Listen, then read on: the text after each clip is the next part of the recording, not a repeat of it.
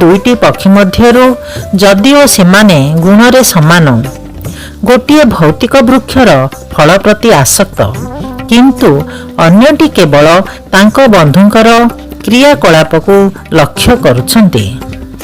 କୃଷ୍ଣ ହେଉଛନ୍ତି ସାକ୍ଷୀ ପକ୍ଷୀ ଏବଂ ଅର୍ଜୁନ ହେଉଛନ୍ତି ଭକ୍ଷଣକାରୀ ପକ୍ଷୀ।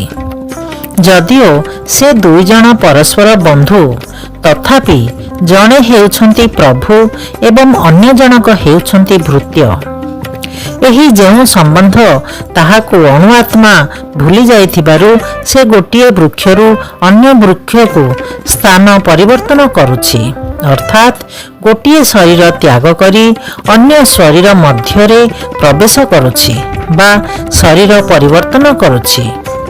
ଭୌତିକ ଶରୀର ରୂପକ ବୃକ୍ଷରେ ଜୀବ ବା ଜୀବାତ୍ମା ଖୁବ୍ କଠିନ ସଂଗ୍ରାମ କରୁଛି।